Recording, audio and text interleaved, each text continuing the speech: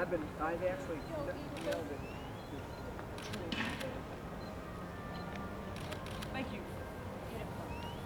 Okay, Al will be Very out well there in just a behaved. little This while. is the best trained eagle in the United States. I wish we had more to follow in his footsteps. He really makes an impact on the American people. Right on, baby. Oh, you all right? That's a good thing. The first time they've ever tried to bring the national anthem. First time they've ever got to do it. He comes in right at the end, and we try to get it so he lands at the last note. And we do like 2 days of rehearsals beforehand. Do time all the flights, and then we have a cue. How do you do that? He doesn't listen to music, though. No, we actually have a hood on him, and then when that cue comes up, he's ready to go. But we can come very, very close. We've done it almost perfect twice at race games. That's right. When you're on the stage today, Mr. President, Al is going to be standing next to the curtain. You're going to be standing between the curtain and the podium. All you got to do is make sure you don't do any big hand. But the eagle, you said, is to be very And well move slowly behaved. the way you've been Move moving. slowly. Because that's what he likes, calmness, and he likes, just don't put your hands up. Got it. Ladies and gentlemen, the President of the United States, accompanied by the Secretary of the Interior, Bruce Babbitt, Mr. LeVar Sims, Bald Eagle Recovery Coordinator Jody Millar, and AmeriCorps members serving with the Earth Conservation Corps.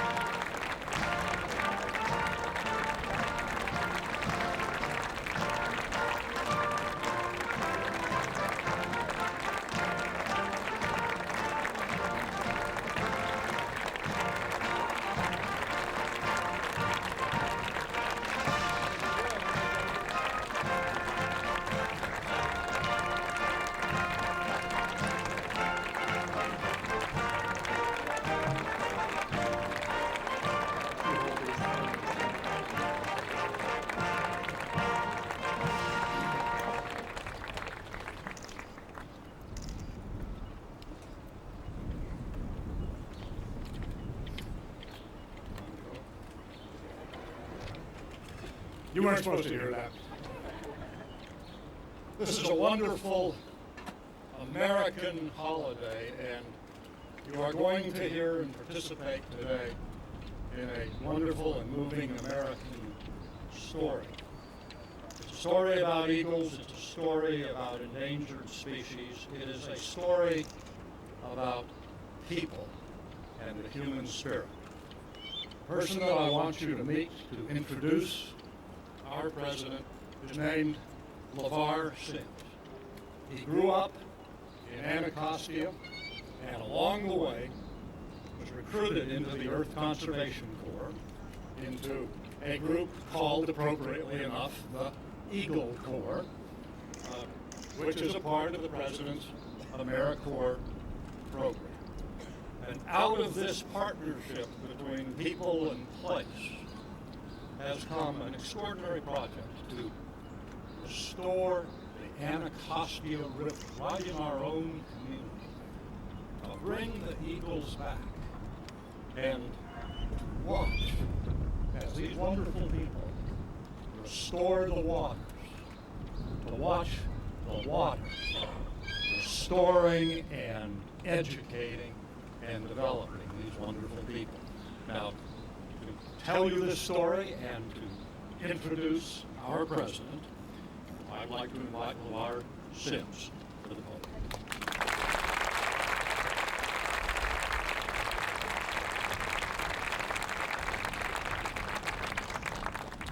Thank you so much, Mr. Secretary. It's very thrilling to be here, to see all you wonderful faces.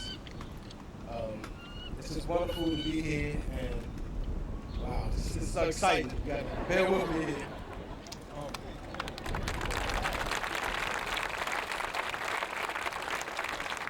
As the Secretary mentioned, my name is LeVar. 21 years of age, and I grew up in the Ellington Wilson projects about a mile from here. I have a 2-year-old son. He's also going to be a future leader of the AmeriCorps. When I first joined the Earth Conservation Corps and the AmeriCorps, I knew nothing about the environment. But I did know that I wanted to improve myself and my community. Today I'd like to share with you just a little bit about what the bald eagle means to me. Before I was born, many, many years ago, the last pair of bald eagles had been at the Anacostia River. This beautiful river flew through my backyard and also the nation's capital. The river became too polluted for the eagles to feed their young. Mr. President, remember the coal miners who took their canaries to the mines to warn them of danger? Those bald eagles were our canaries, but we didn't listen. Soon the river became so polluted that we couldn't eat the fish or swim in the river.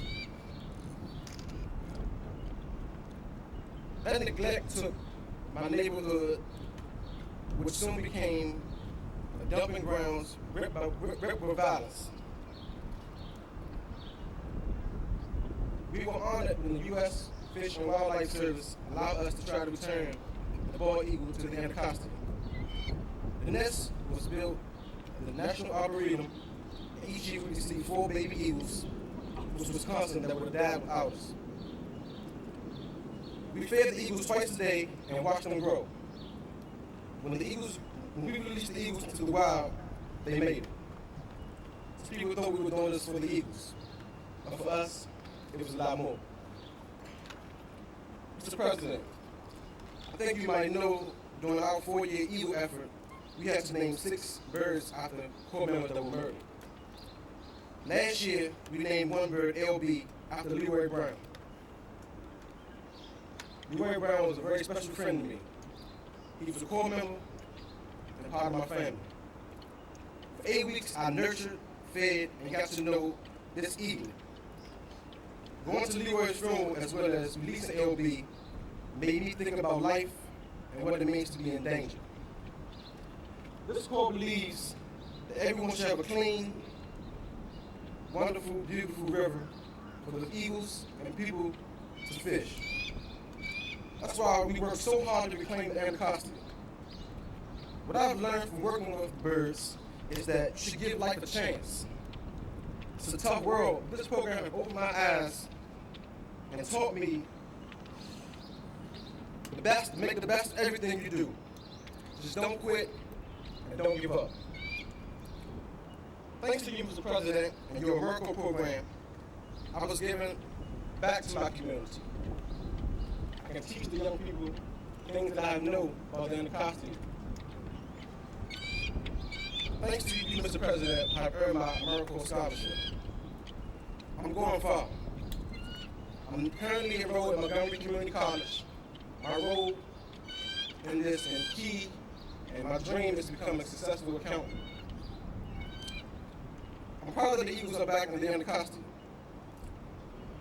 Now I can teach my son along the Anacostia, take him for boat rides and along the Anacostia Park, and look up in the sky and say, "Look, son, there's a bald eagle that wasn't here a few years ago. They were almost gone."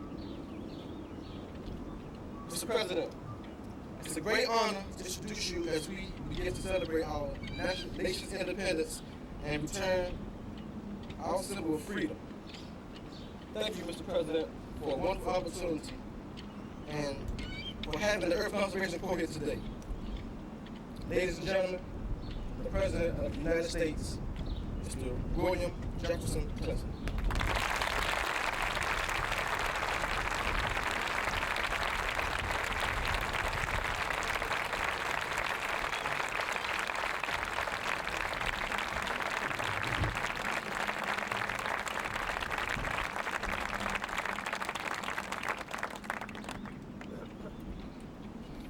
Thank you very much. I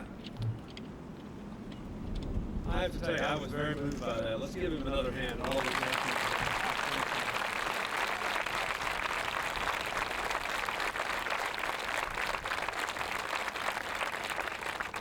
Thank you, LeVar. Thank you, members of the Earth Conservation Corps.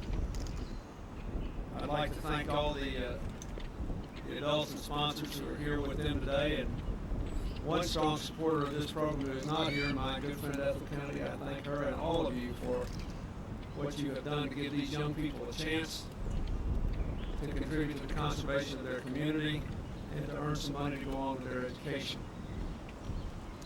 I'd like to thank Secretary Babbitt for his outstanding leadership in this regard. He's been a wonderful, wonderful steward of our nation's fish and wildlife and natural resources over these last 6.5 years. I'm grateful to him.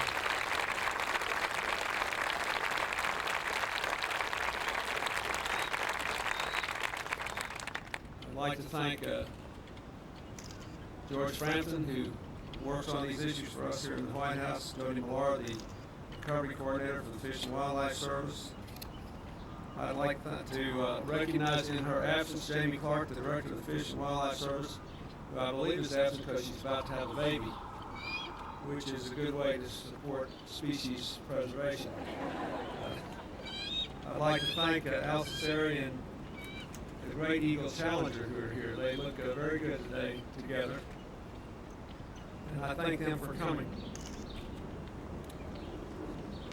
This is a special day for us to be having this announcement because we're about to enter the weekend to commemorate the very last Independence Day of this century. Yesterday, Hillary and I joined a number of people at our National Archives to celebrate this 4th of July with a renewed effort to give a special gift to America in the new millennium, the preservation of the Declaration of Independence, the Constitution, and the Bill of Rights. Today we honor the living symbol of our democracy, the American bald eagle. It was, in fact, on July the 4th, 1776, the very day the Declaration of Independence was signed, that our founders first considered the question of a fitting emblem for our nation. Believe it or not, Ben Franklin wanted our national symbol to be a turkey. The press would be having a field day with that to the present day, wouldn't they? Fortunately, in this case, Mr. Franklin, who had a lot of good ideas, had this referred to committee. 3 committees, in fact. And finally, 6 years later, the Continental Congress approved the design for the Great Seal of the United States, a proud bald eagle, wings stretched wide, an olive branch in one claw, 13 arrows in the other. A free spirit, said Thomas Jefferson, high soaring and courageous. Yet years later, even as its likeness was known world over, in the very symbol of our might and our independence, here in America, the eagles struggled barely to survive. At our nation's founding, as many as 500,000 bald eagles soared the skies in North America. 200 years later, only a few hundred breeding pairs remained in the lower 48 states. Our majestic eagle was slipping toward extinction. You just heard LeVar's story about Washington, D.C. and the Anacostia. The American people decided to do something about it. First, we banned the pesticide DDT, which had poisoned the eagle's fragile eggs. The naysayers said if we did so, it would wreck the economy. And as we had seen before then and time and again since, people who say improving the environment will wreck the economy are wrong.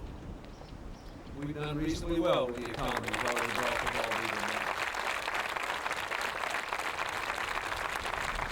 But banning DT was only the first step. People all across our nation banded together to guard nest sites, to nurse injured birds like our friend Challenger here back to health, and like LeVar and all of his young colleagues who are here with us today, to reintroduce eagles in places where they had long ago disappeared.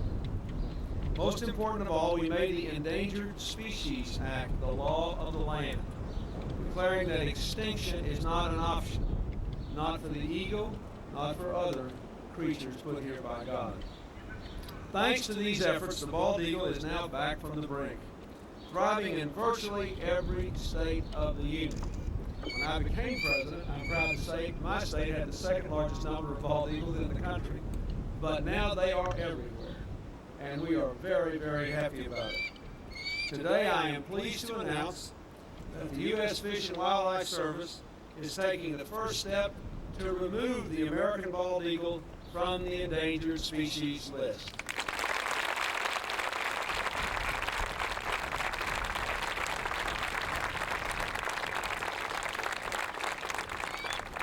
It's hard to think of a better way to celebrate the birth of a nation than to celebrate the rebirth of our national symbol. The return of the bald eagle is a fitting cap to a century of environmental stewardship. Charted for us in the beginning by one of our greatest conservationists, President Theodore Roosevelt. I am proud of what we have tried to do to fulfill his legacy. From the Yellowstone to California's ancient redwoods, to the Mojave Desert, to the spectacular Red Rock Canyons of Utah. Just yesterday, Vice President Gore announced the largest environmental restoration effort in history, our plan to save the precious Florida Everglades.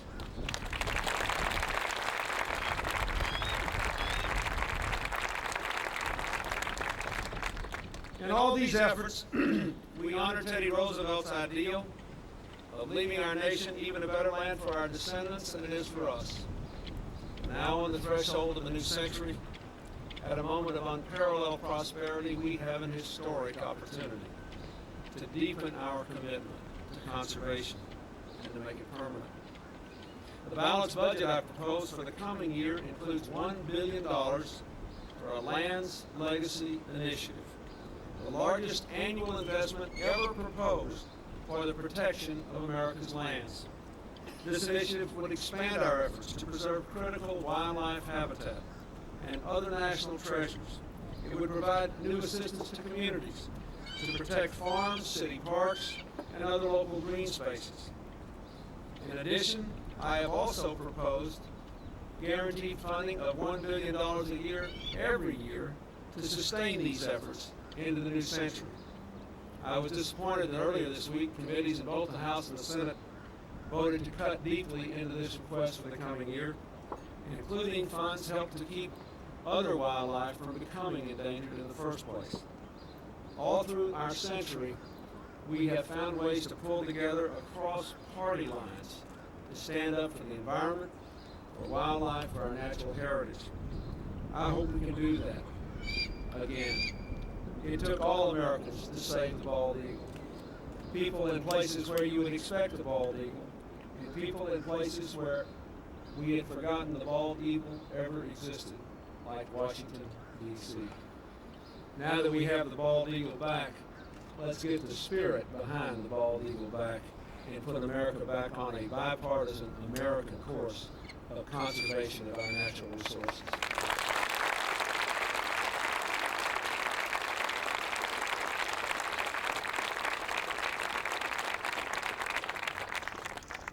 You know, when Hillary talked to me about starting this Millennium Project and devoting ourselves this year and next year to giving gifts to the country for the new millennium, she came up with this phrase, honor the past and imagine the future.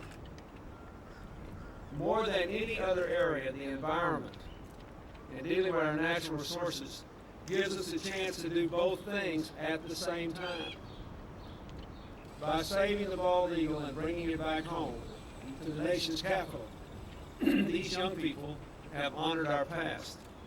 They have also imagined the future in which we give all of our children a chance to get a good education and to have a good income and a thriving economy where we no longer destroy our natural resources, but instead build them up. It is the past, and it must be the future.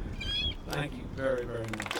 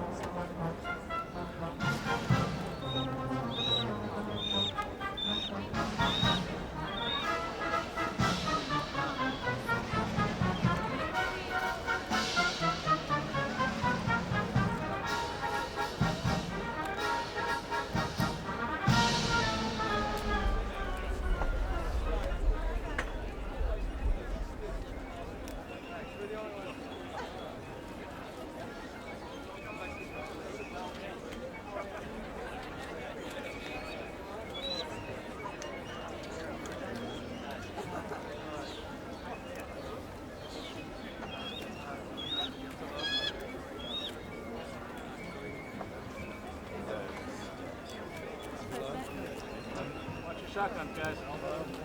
Al?